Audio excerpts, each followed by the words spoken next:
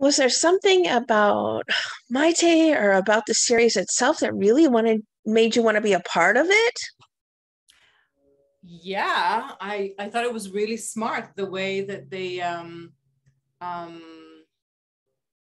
used. Wait a minute, I think I lost you. Did I lose you? No, I'm good. I thought it was really smart the way they used the genre, the sci-fi genre, and embedded in it humor and really interesting relationship between people actually saying something about humankind on a deeper level. It was just a very smart and compelling type of writing that you don't see every day, and also fun at the same time and humorous. That was the 15-second review that you never got a chance to condense in there. I was just watching you do for AMC the 15 Oh my second. gosh. we were trying to really put it in like a sentence, and you can't because you can tell the story from so many perspectives. You can say this is a story about Bella, cargo pilot that arrives to Moonhaven, but then you have to explain Moonhaven, and then you have to explain IO. It's a lot to explain in one word, but I think mostly it's a show about Moonhaven trying to survive. I just think that Maite is so unique. What did they tell you about her specifically? How did they describe her to you? Oh, no one described. They actually sent me the scenes they wanted us to read. And it started with something else. And I really tried to say to everyone, I think Maite is a role for me. And I persuaded them. And then from then on, it was just one step after another of reading the pilot, and then the second episodes, and then 3, and then 4 and 5 will blow your mind, and then 6, and I was like, I loved it so much. I thought it was smart and deep and fun in a sci-fi way. But to be honest, when we actually got to Ireland and I saw what they were building and how it looked, it was an amazing day where we got to spend the day just checking the gadgets and the scenery and the places where we're going to shoot, particularly the indoors and Maite's space. It was just amazing. There was a table from here until the end of the world with all the gadgets and the books and the little things and the inventions, and all made with particular immaculate execution. It was just amazing. Were you familiar then with any of your co-stars before getting to work with them here on Moonhaven?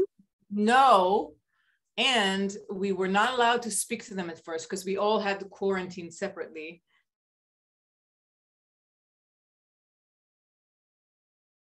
Was playing Indira in the show and became one of my dearest friends, was a neighbor. So we became walking, talking buddies for the times off, and discussing the shows and anything Moonhaven, and on and on and on, and swimming in the Irish Sea. And it was just a gift, this whole thing. Well, Bella Sway comes to Moonhaven and sort of throws a wrench into their idealism, their utopia. How does that affect Maite? I can't tell you all, but she's affected for sure. I think Maite is very smart and very intuitive. And I think she knows that something's off the minute Indira lands on the moon. I think that's why she comes to say hello to her. And I think when you get to the end of season 1, I won't say much, but when you get to the end of season 1, you'll understand where she stood all along and why. Well, there's such beautiful cinematography to this as well. Like you were talking about the gadgets that you got to see.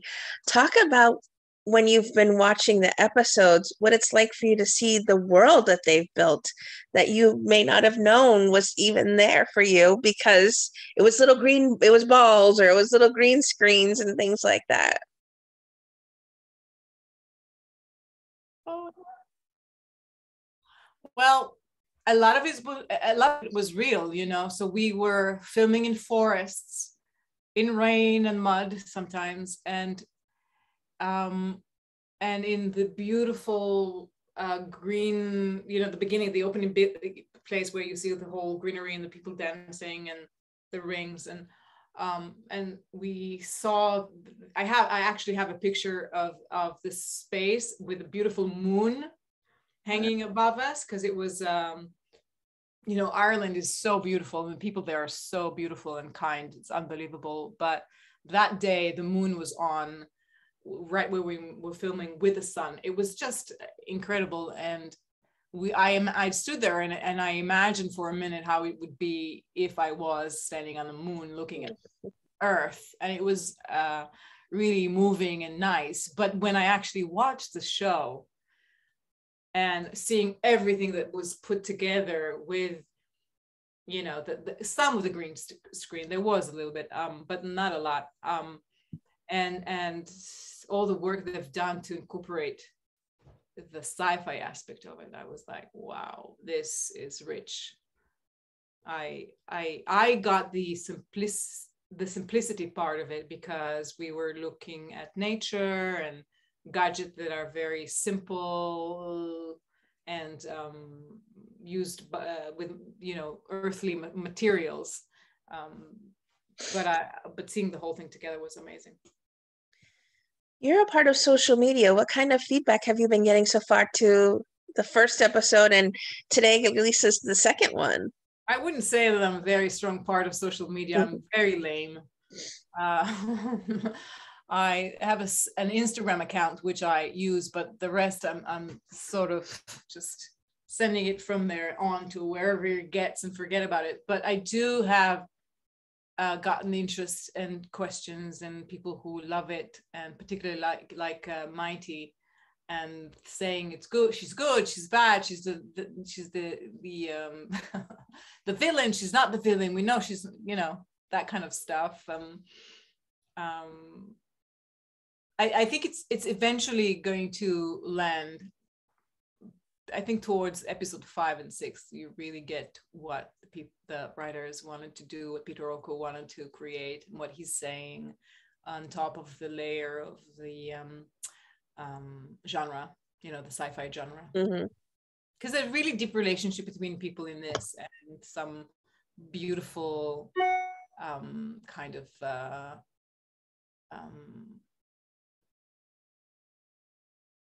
conversation between people that say a little more about humankind. What do you hope then viewers take away from watching this idealistic series?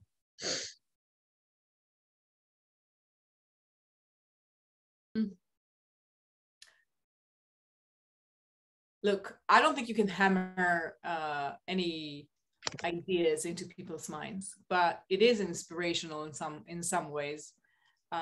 It does show us how we could be rather than what we are at the moment, unfortunately, some of us. There's a beautiful line that was actually chopped from the first episode that I really liked, when Mighty says to Indira that they found what humankind is about, and she asks her what, and she says, we are forever dissatisfied with what we want. And I think that sort of encompasses the show in a way. In a way, we always strive forward and we want more and we achieve more because of that, and it's a good thing, I think. But also when we want more for ourselves rather than as a group, it tends to lean into greed. So maybe that kind of something I would lean into. What else have you been busy working on lately? I have been working on writing just being home, you know, COVID, we shot during COVID time in Ireland. So we had to quarantine for a long time. And also some of our family members couldn't be with us. So we had a long time apart from our families. So I'm really enjoying just being here and writing and doing my things. What would you like to say then to everyone who are fans and supporters of the beautiful work that you do on our screens? First of all, thank you. Oh my gosh. If you think that, that's it. That's all I want to say. Thank you. I try to do my best.